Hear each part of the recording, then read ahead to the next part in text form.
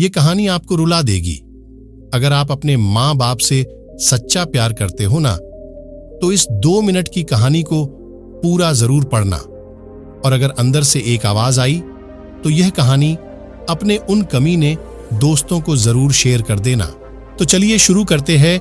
जो जिद करते हैं खुद से अपनी सफलता के लिए नहीं, अपने माँ बाप से अपने शौक पूरे करने के लिए।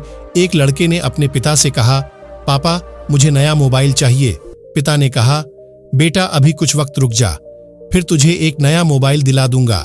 बेटे ने कहा, आपके पास मेरे लिए कभी पैसे नहीं होते हैं। मेरे सब दोस्त अच्छे से रहते हैं, किसी के पास कोई कमी नहीं है, केवल मेरे पास ही हर चीज की कमी होती है। अब आप बच्चे पैदा करना बेहद आसान है, लेकिन उन्हें पालना बेहद मुश्किल, जब आप मेरी जरूरत पूरी कर ही नहीं सकते। तो क्या मतलब इस घर में रुकने का? मैं घर छोड़कर जा रहा हूं, रुक जा, मेरी बात तो सुन, हम तुझे फोन दिला देंगे। माता और पिता ने बेटे को रोकने और समझाने की काफी कोशिश की, लेकिन वो नहीं रुक। गुस्से में उसने बैग पैक किया और घर से निकल पड़ा। लेकिन घर से निकलते वक्त गलती से उसने अपने पिता की डायरी अपने बैग में डाल ली।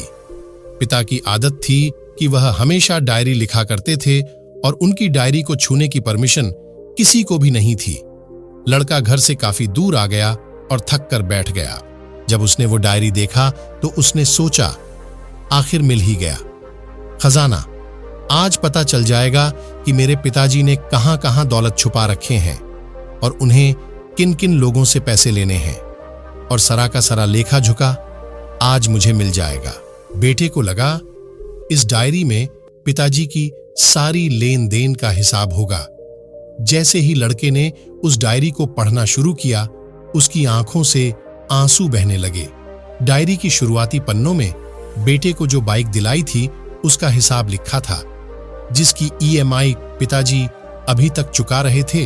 दूसरे पन्नों में उसके कॉलेज की फीस और एडमिशन का कर्ज लिखा था कि इन लोगों को इतने पैसे वापस देने हैं। और सबसे आखिरी पन्ने पर लिखा था कि बेटे को अब मोबाइल दिलाना है, उसके लिए मुझे कौन कौन उधार दे सकता है। उन सभी लोगों के नाम लिखे हुए थे। बेटे ने जैसे ही सब पढ़ा, वो पागलों की तरह रोने लगा और रोते रोते दौड़ता भगता घर आया। जैसे ही उसने घर आकर देखा तो उसके माता पिता एक कोने में बैठकर रो रहे थे। बेटा अपने पिता के पैरों में गिरकर रोने लगा कि पिताजी मुझे माफ कर दो। पिता ने कहा, बेटा तू मत रो, तुझे मोबाइल मिल जाएगा। बेटे ने कहा, पिताजी मुझे आपसे कुछ नहीं चाहिए, मुझे पता चल चुका है आप इस डायरी में हम लोगों से क्या छुपाते थे।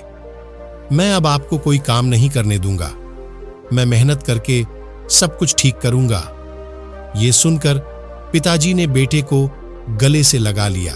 दोस्तों, माँ बाप अपना पूरा जीवन, अपनी पूरी खुशी अपने बच्चों के लिए कुर्बान कर देते हैं, लेकिन कुछ बच्चों को लगता है कि माँ बाप ने उनके लिए कुछ नहीं किया। वह कभी आपको अपनी समस्या नहीं बताते, भले ही वह कितनी ही बड़ी समस्या से गुजर रहे हों। रिश्तेदार भी उन्हें नीचा दिखाते होंगे तो भी वो सह लेते होंगे, लोग भी ताने मारते होंगे तो भी वो सह लेते होंगे, लेकिन आपसे अपनी समस्या कभी शेयर नहीं करते, क्योंकि वो आपको कभी दुखी नहीं देखना चाहते हैं।